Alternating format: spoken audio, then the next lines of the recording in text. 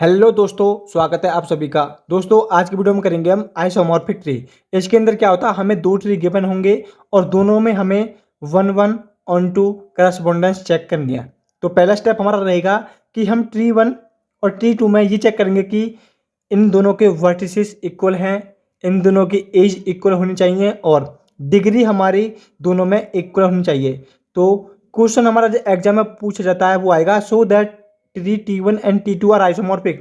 तो उसके लिए हमें edge, vertices, degree, one one और ऑन टू पांच चीज़ चेक करनी होंगी। अगर पांचों ये चीज़ हमारी सेटिस्फाई होती है तो वो हमारा आइसोमॉर्फिक ट्री होगा। ठीक है, तो इसका सॉल्यूशन करते हैं हम। तो सबसे पहले हमने चेक करा जो हमारा ट्री वन है और ट्री टू है, इसके अंदर हमारी कितनी वर्टिसेस हैं, 1 2 3 4 5।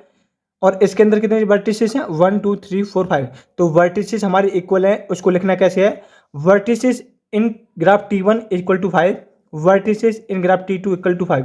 दोनों में 5 5 हैं, ये हमारा सेटिस्फाई हो गया। ठीक है, उसके बाद हमें एज चेक करनी है। एजेस एजेस क्या होती हैं, जो हमारी वन वर्टेक्स को अदर वर्टेक्स के साथ जो ज्वाइन करती है लाइन, वो हमारी एजेस होती हैं। तो यहाँ पर कितनी एज होंगी, 1 2 3 4। इसके अंदर कितनी होंगी, 1 2 3 4। तो हमारी जो एज है वो भी 4 हैं, इक्वल हैं। तो edge in tree one equal to 4 equal है एज इन ट्री टू। तो हमारी वर्टेक्स इक्वल है, एज हमारी इक्वल है। और डिग्री अब चेक करते हैं कि डिग्री हमारी इक्वल है या नहीं। लिखना कैसे है हमें, डिग्री ऑफ एक्स। तो डिग्री ऑफ एक्स कितना होगा, यानी कि जो हमारा वर्टेक्स एक्स है इससे कितनी एज निकल रही है वो उसकी डिग्री कहलाती है। यहाँ से 1 एज निकल रही है तो इसकी डिग्री कितनी होगी, 1 होगी। तो degree of X is equal to 1।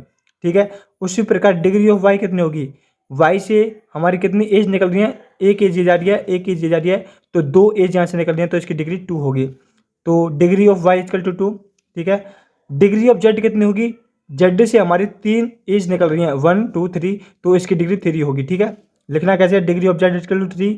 ठीक उसी प्रकार डिग्री ऑफ एस हमारी 1 होगी, डिग्री ऑफ टी हमारी 1 होगी, क्योंकि यहाँ से 1 1 एज हमारी निकल रही है। ठीक है, उसके बाद चेक करेंगे इस ट्री टू के अंदर कि डिग्री ऑफ यू कितनी है, 1 होगी, 1 एज निकल रही है। डिग्री ऑफ वी हमारी 2 3 होगी, 1 2 3 एज से निकल रही है। डिग्री ऑफ डब्ल्यू हमारी 2 होगा और डिग्री ऑफ एल हमारी 1 होगी और डिग्री ऑफ एम हमारी 1 होगी। ठीक है, तो यहाँ से हमारी वर्टिसेस, एजेस, डिग्री सभी चेक हो गई हैं, वो सभी इक्वल हैं। उसके बाद हमें क्या करना है, एक फंक्शन डिफाइन करना है 1 1 और ऑन टू के लिए। तो हमने फंक्शन डिफाइन करा, we define a function F from set of vertices T1 to set of vertices T2। ठीक है, फंक्शन हमारा क्या रहेगा कि F of X is equal to U. अब यहाँ हम क्या चेक करते हैं, ये चेक करते हैं कि जो हमारी डिग्री बनेगी इस ट्री T1 की, वो इस ट्री टू में किसके इक्वल होगी। जैसे कि हमने फंक्शन लगाया एफ ऑफ एक्स, यहाँ से जो एक्स की डिग्री कितनी थी, 1 थी, तो वो किसके इक्वल होगी, हमारी या तो हमारी यू के इक्वल हो सकती है, या हमारी एल के इक्वल हो सकती है, या हमारी एम के इक्वल हो सकती है। क्योंकि यू, एल और एम की जो डिग्री है वो 1 है, लेकिन हमें किसी एक के इक्वल लेकर चलना है। ठीक है, उसी प्रकार हमें जब एस की बात आएगी कि एफ ऑफ एस किसके इक्वल होगा, तो एफ ऑफ एस को हम एम के इक्वल भी ले सकते हैं, एल के इक्वल भी ले सकते हैं, यू के इक्वल भी ले सकते हैं। तो 1 बाई 1 करके हमें लिखना होगा। लिखना कैसे है, F of X is equal to U, यानी कि जो हमारी एक्स की डिग्री थी वो 1 थी, यू की डिग्री 1 है। ठीक है, उसके बाद लिखेंगे एफ ऑफ वाई के लिए, एफ ऑफ वाई हमारा इक्वल होगा डब्ल्यू का, क्योंकि जो y की डिग्री थी वो कितनी थी, 2 थी, क्योंकि इसे 2 एज निकल रही थी। और इस ग्राफ में 2 एज किससे निकल रही है, यानी 2 डिग्री किसकी होगी, w की होगी, इसलिए हमारा एफ ऑफ वाई है वो w के इक्वल आया है। एफ ऑफ जेड हमारा v के इक्वल होगा, क्योंकि हमारी यहाँ से जो z की डिग्री थी वो 3 थी और यहाँ से v की डिग्री 3 थी। ठीक उसी प्रकार एफ ऑफ एस हमारा m के इक्वल होगा, एफ ऑफ टी हमारा l के इक्वल होगा, क्योंकि s की डिग्री भी और m की डिग्री इक्वल थी, टी की डिग्री एल की डिग्री इक्वल थी, इसलिए ये तो हो गया हमारा 1 1 के लिए कि हमें इस प्रकार एक फंक्शन डिफाइन करना है tree T1 to tree T2, फिर हमें ऐसा लिखना पड़ेगा। उसके बाद हमें ऑन टू के केस में क्या करना पड़ेगा, this is a 1 1 onto function. ये हमारा क्या 1 1 ऑन टू फंक्शन होगा। Further adjacency relation is also preserve because if V I and V J are adjacent vertices in T1, जो हमारे वी आई और वी जे हैं वो क्या है, एडजेसेंट वर्टिसेस हैं ट्री T1 के अंदर, then F of V I and F of V J are adjacent vertices in T2, hence T1 is isomorphic to T2। देखो ये हमें याद करना पड़ेगा ऑन टू के केस में।